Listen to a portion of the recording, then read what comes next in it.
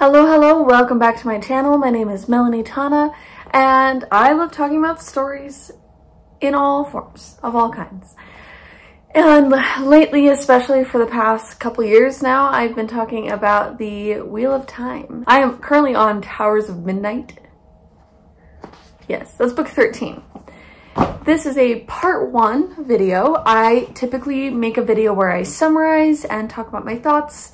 I will be talking about the prologue through chapter 15 of Towers of Midnight, and yeah, it'll be part 1 of about 3. Of course, this video is spoilery, it's summarizing. I'm not giving a review on the 13th book in a series. I'm just talking about things that are happening thus far and what I like, what I notice. I'm really getting into it. I'm very nervous for the end, but I'm liking a lot of character stuff, so yeah, let's start with the prologue. So, the opening of the prologue of book 13, Lan meets a man named Bulin, whose father was a Malkiri, who wants to follow Lan, as Nynaeve told him to, but Lan is frustrated with this. He doesn't want to add men to his party, and he's thinking about how conniving Aes Sedai are, even his wife, Nynaeve, and ultimately decides to accept Bulin, and then they travel on in secret. That's how it opens up. The next POV in the prologue is Perrin. He's dreaming of making something unknown, and he fears his wolf side of himself. And then he is dealing with a bubble of evil, and there are a lot of those happening now, like excessively. The next POV is Graendal. This is around the time that Rand thought he destroyed Graendal with Balefire in the last book, and we all thought that, but she actually had someone else use compulsion on a person so it would look like he killed her when Rand didn't kill her. It's a whole thing. But ultimately she escapes. Rand thinks she's dead. And then there's actually a POV of Galad. This is Gawyn and Elaine's half-brother, Morghase's son. He's known to be like the handsome one, very honorable. I think if he was in Stormlight Archive, he would be a Skybreaker. You guys, if you know what I'm talking about, tell me if I'm wrong or what you think. But he's a White Cloak, and you get more of his POV in this book, which is interesting. He doesn't want to submit to the Seanchan, but he's taken in by other White Cloaks being accused of being a Dark Friend. So he's worried about what's going on with the Seanchan and the whole world and the end times, but he's also being accused of being a Dark Friend. There's a scene with Padan Fain in the Blight, and he's with Mashadar, which is that evil force we see in the form of a mist in Shadar Logoth. He's fighting Trollocs and Myrddraal, and he has this goal of killing Rand and the Dark One. It's very confusing and very weird, but interesting. And Padan Fain's a weird dude, and a little unhinged, so it checks out. There's a Kendori commander at Heath Tower, I think is what it's called. He's preparing for a Shadowspawn attack, and his son very honorably fights alongside him, sparing another young man so that he can escape and so his mother wouldn't lose another son. And so yeah, the commander and his son defend against the Shadowspawn, and it just feels like one of those things where like they decided to end the prologue with this honorable moment of regular people defending what they believe in, and that's very, I mean, I love that in fantasy, even though it's devastating. But I think Sanderson captures that well for like how this is affecting the regular world and not main character people. So I thought that was sad, but fascinating and kind of beautiful. In chapter 1, we get this really interesting point of view of, I think his name, I don't know if I'm pronouncing it correctly, but I think his name is Almen Bunt, or yeah, I'm assuming Bunt. He's an apple farmer. He has an orchard near Dragonmount, and all of his apples have fallen. The air smells evil. It's obviously a bad sign, but Rand shows up. This is after Rand had his sort of revelatory moment on top of Dragonmount with the light breaking through the clouds, and he shows up, and in his presence, Almen immediately feels hopeful. His hip stops hurting, he mentions that, and the trees start blossoming. He recognizes Rand from like book 1, I'm pretty sure, and does like recognize that he's the Dragon Reborn, and he has a conversation with Rand, and when Rand leaves, his orchard is full of apples. Like, they have just grown suddenly. So this is the good side of Rand's ta'veren sort of balancing out the intense bad stuff that was happening before. And it was just, I liked that a lot the more I think about it. In chapter 2, Perrin's camp struggles with sickness and they're moved very slowly. Basil Gill had gone ahead with supplies but has not been seen in a while. And Perrin at this time accepts mercenaries into the camp, which people question, but ultimately it was like, have them on their side or be potentially attacked by them. Perrin is always concerned about his leadership. But Fael says it's because he's ta'veren that people follow him, and sort of tries to help him understand that. And then we get Galad POV, and we know that there's a lot of White Cloak Perrin mingling in the Wheel of Time world and story, and a lot of his past with the White Cloaks is coming forward into the future. Galad is about to be questioned, capital Q questioned. He's in prison, he's expecting death, but then Bornhold and Bayer, other White Cloaks, enter with Asanawa's head in a bag, and they're asking Galad to be Lord Captain Commander instead of Asanawa, because he's obviously lost his head. Very interesting. I think Galad's like a better person, but he's still very much like courageously motivated to the point of fault, almost. You kind of see it in earlier books. It just feels a little bit off. And I mean, who likes the White Cloaks? I don't. Going on to chapter 3, Egwene has a few dreams, one of them in particular being about Missana the Forsaken, still being in the White Tower, and then she is told that Rand has arrived. So the tower is kind of stressed with this event, like the Dragon Reborn is here, what are we supposed to do? Swan observes how Rand's presence affects the White Tower. He's being shielded, but he doesn't seem to care. And then Swan notes his agelessness, the wisdom in his eyes. And then Egwene meets with Rand. They have a bit of a back and forth. It's a bit awkward. It's like similar with Tam, but different with Egwene. And now they're older and they've changed so much, and she's a little bit worried as the Amyrlin, like, what should I do about this man? Rand openly admits to Egwene about some fears and faults he's had. And then she's like looking for the madness in him, wanting the tower to check on him. And he's like, I don't have time. I just basically came to tell you I'm gonna break the final seals on the Dark One's prison in a month, and that he will need female channelers in the future, and he asks her to meet him again one day before he goes to Shal Ghul. She's like, dude, you should not do that. I disagree with that decision. And he's like, it's what needs to be done, which if they could just talk a little bit more, maybe they could figure that out. But I was not expecting to have this like contention between them that way.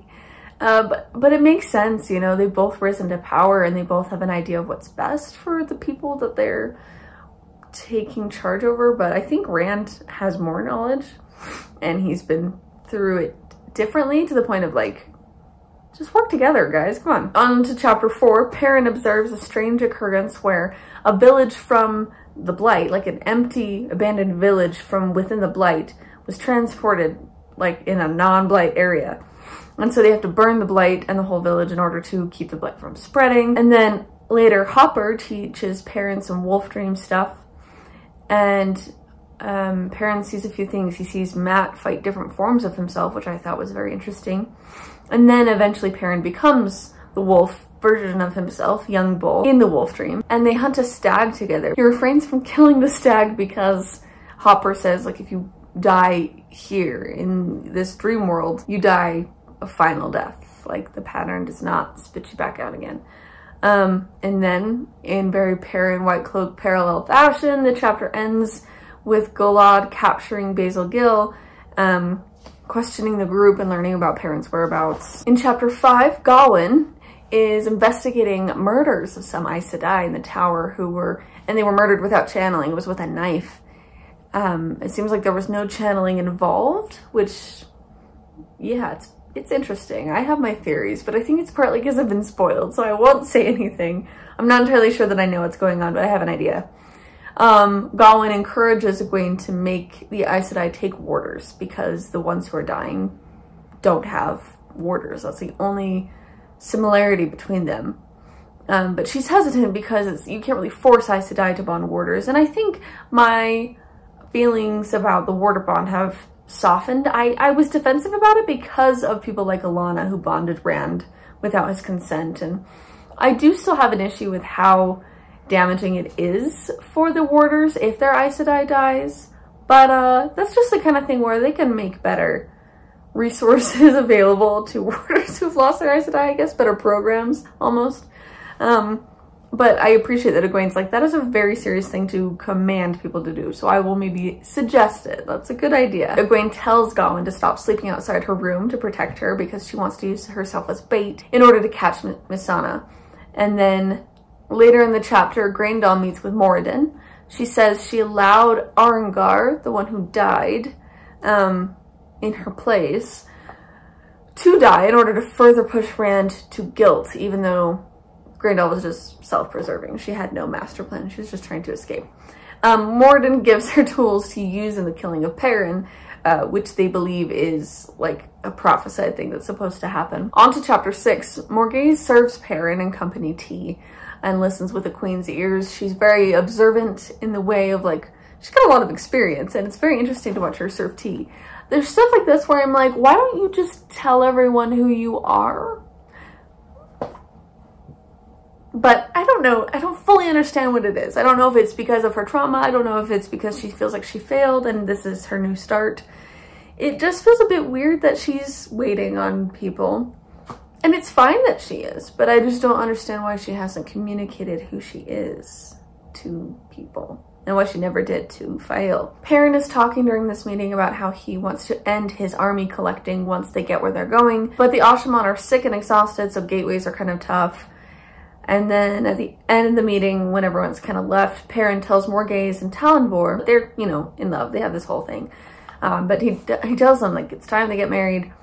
And Morgase is upset. She tells Perrin how he should behave as a leader and storms out, kind of mentioning, like, you should have consulted your wife on this because this is really awkward. And Perrin's like, I just was doing what I thought I was supposed to do. And then they find out at the end of the chapter that White Cloaks are camped outside of Perrin's camp. In chapter 7, Lan and Bulan are continuing to travel together, trying at discretion and slightly failing because 3 more men wearing Hadori find Lan and end up following him. Galad gets info on Perrin and Byar tells him that Perrin killed Bornald's father, even though it was more the events of attacking the Shan-Chan in the Great Hunt, I believe, that killed his dad. But Perrin wonders if his wolves chasing sheep dream is about the White Cloaks. Byar believes that the Trollocs that were in the 2 rivers were brought by Perrin, rather than that Perrin was fighting the Trollocs who were attacking his home. And then Perrin wants to save those who were captured. That's his motivation, you know. In chapter 8, Mat is in Caemlyn with Baron's unopened letter. He's just waiting for the 30 days to pass so he can move on without reading the letter because he's promised her he will do what she asks of him if he opens the letter, but then he can leave. So he decides to wait in Caemlyn. While he's in a tavern, he overhears news of murders that must have been the golem he fought in Ibudar. He reunites with Tom to discuss getting to the Tower of Genji?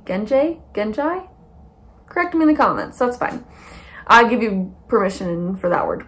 But they want to get to the tower via gateway. They're trying to save Moraine, but they can't do that quite yet because they gotta stay in Caemlyn. He enters his tent and smells blood. And then it cuts to chapter 9, where Mat fights the golem with the fox-head medallion, and the golem tells him that whoever controls the golem wants Mat very, very dead, and even threatens people he cares about, including Tuon. Teslan the Aes Sedai very creatively uses air to throw furniture at the creature because she can't channel him directly, kind of like the fox-head medallion situation. And then as soldiers show up, the creature escapes, but unfortunately Lopen has been killed as well as some others, but Noel managed to keep Oliver safe. Just by coincidence, Oliver happened to be in Noel's tent and he's all fine. That kid's good. Mat plans to stay at a different inn every night to keep Oliver close and safe and to keep them all safe, but he knows he needs to defeat the golem. If he stays away from the other people of his camp, maybe he can draw the golem and kill him without getting anyone else hurt. And then he writes Elaine another letter because he's in Caemlyn and he's trying to get in contact with her. On to chapter 10. Perrin is sorting out what to do about the White Cloaks. The Asha'man and Aes Sedai in his camp have figured out linking, which is very cool. And then Grady asks to visit his family back home. Now that the male half of the source has been cleansed, Grady isn't so much waiting for death, but rather thinking about his future. He has a wife and kid. He wants to have that, and I just thought it was really, really sad to think about. And Perrin's like, not yet, but soon. And then Perrin and Galad meet, and Galad doesn't trust Perrin and demands to fight his army, but Perrin just turns away. So there's that tension there. In chapter 11, Elaine has a letter from Lorien Tremaine asking her to release the prisoners, more like demanding, honestly, to release the prisoners who were once high seats, who cannot afford their ransoms. And Elaine's like, too bad, so sad. Elaine has plans to attain the Sun Throne of Cairhien, and then she also receives Mat's letter in which he requests all of her Bell founders, and they're like, why? And it makes her really happy to hear from him, and like, kind of I don't know, it's like happy that he made it out of Ibudar. And then the girls joke about his luck, which is interesting, but Birgitte says, and I wrote down the quote, "That man could dice with the Dark One and win." And now I want that to happen. I love Birgitte. I love her and Mat's respect for each other and their similarities and their relationship. And that she's like, have you been paying attention? That man isn't just lucky. He's like capital L lucky. Like Ta'Veren lucky. So this is not normal. In chapter 12, Nynaeve wants Min to inform them where Rand is through the bond, but Min says, be patient. Alanna has disappeared, and they worry that she could be used against Rand because she's got the warder bond with him as well. And then Rand arrives. Rand sees Min, and he like genuinely truly smiles, and it's so different from what she's seen before. That's her sheep herder. Oh, I also almost want to cry. I love it so much. But Rand tells the Aiel that he has tow, and that he will from now on keep guards with him. And then he has word sent to Far Madding to meet with them, and he will meet with them. And also wants to proclaim Egwene's succession of the Amerlin seat following Elaida without making it sound like she took anything from Elaida, so there's not knowledge of the White Tower contention. And then he asks Min to sort out how to use Callandor to defeat the Dark One, and she's, you know, reading those books, so she'll figure it out. And then he removes Cadsuane's exile.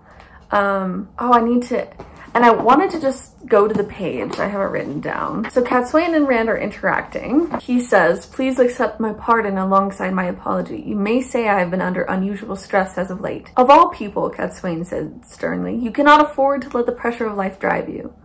And then he says, on the contrary, I am who I have become because of that pressure, Cadsuane.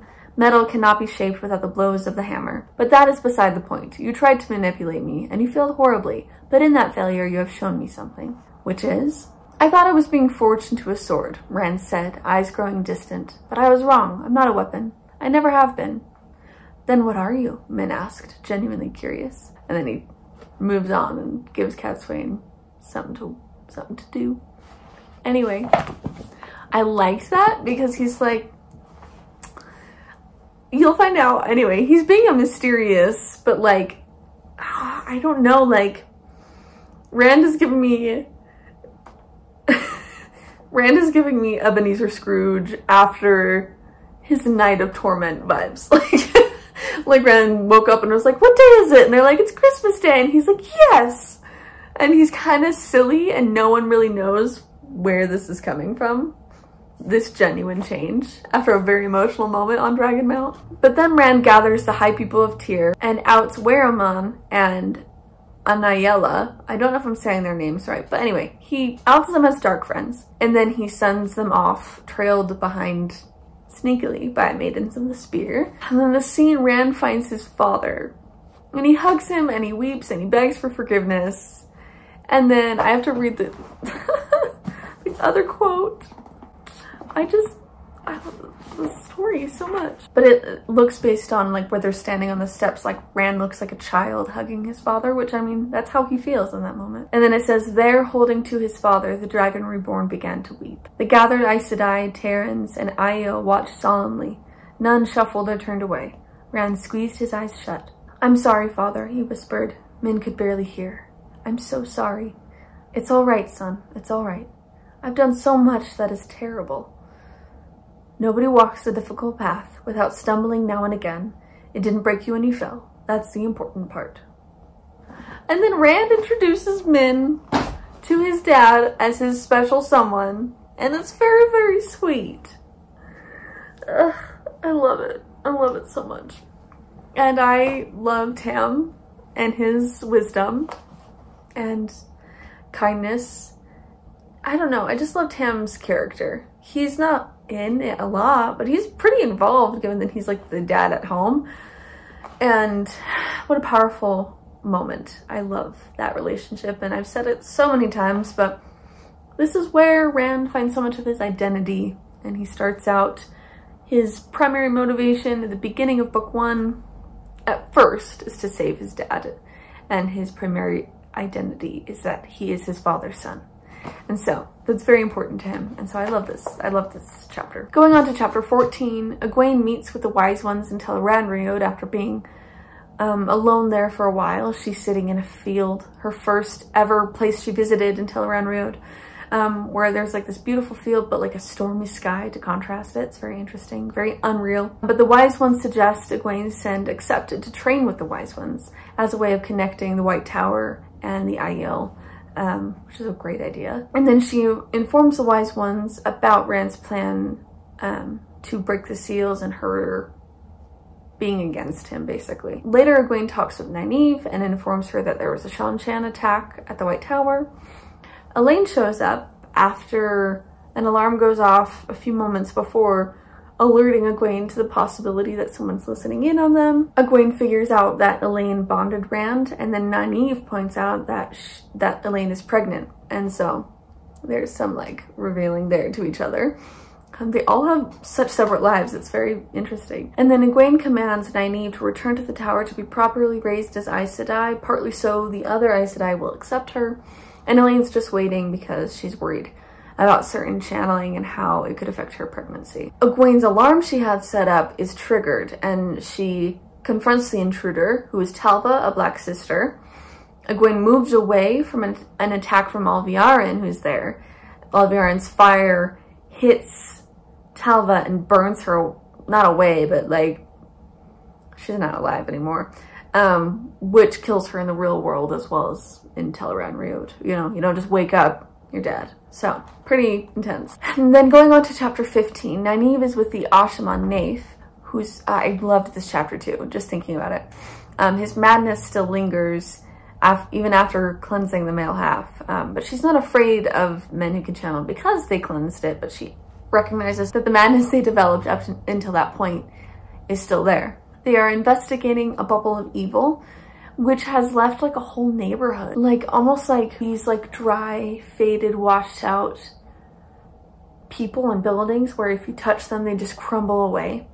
And Nynaeve can sense that there's no life in these people. She delves into their minds, and there are no minds to delve into. Delve with a capital D. It's a channeling thing. It's actually one of my favorite pieces of channeling I've learned about. I really like it. But she does this and realizes there's no one to save. The bubble of evil has just left their forms behind, but not the people. And so they clean it up with air, kind of dissolving it into the air. And because Nynaeve is so frustrated that she could not help these people, she delves into Naif's mind, sensing the madness. And she has a theory that the corruption of the male half was sort of a form of compulsion or inspired by compulsion. So she uses that knowledge to heal Naif.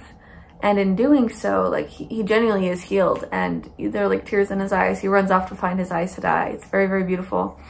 And like so impressive that she's casually like, you know what? I'm gonna fix this. I think if I keep thinking about the Stormlight Archive, but I think if Nynaeve could meet Kaladin, they could talk about how to help people with mental health issues. She could do a lot of good. I just love her, and I love her abilities so much with healing. It's very interesting. It's not just like she makes you feel better. It's like she's solving real problems, and I find that fascinating. But then Nynaeve gets to speak with Rand. She finds herself believing in his plan despite Egwene's concerns, and promises to return after she visits the White Tower. He says he'll want her help want her at his side and trusts her. And then he warns her when she's at the White Tower to not become emotionless, to accept her emotion. And it's just something that he's had to accept as well. He thought he had to be cold like an Aes Sedai, but in reality, you have to accept your emotional side, and that's actually what fuels Nynaeve and it's what makes her so powerful. And so he's wise to suggest that to her. I love that. And then she decides to delve into his mind, and he doesn't seem bothered by it. She's concerned about him, and he's different. And she notices, and I have it written down, thousands upon thousands of tiny thorns pricked into his brain. But then beneath them was a brilliant white lacing of something. Like, she doesn't know what it is, but it's protecting him. Very interesting. So he's okay. He's still got the issues, but he's okay. And then they hug, and he's proud of her healing one of the Ashamon's madness, and she promises to help the others who were there. And it was just such a nice moment. You could see like the camaraderie between them, having grown up in the same village, and she's still his wise one in that way and can check in on him that way. And yeah, they hug, and it's nice. And then the chapter ends with Egwene meeting with 3 sitters, trying to sort out how Missana could counteract the Oath Rod, basically. And that's where this video ends. So that's where I'm at. Oh, we just moved things. Sorry, guys. But that's where I'm at. The lighting is getting really bright. It's like washing me out. So we're just gonna do that. I appreciate you guys watching. You really are all the best. I love talking about the Wheel of Time. I love reading it. I won't be done talking about it once I'm done reading it, but I know it'll be different once I reach the end of the book. So you guys are all awesome. Thank you guys so much for watching. Those are kind of my thoughts. I love where the characters are at. I love seeing Rand in this new state. I'm very, very excited to see where that goes. And I appreciate all of you. I hope you have a wonderful rest of your day, and I will see you another week with another video.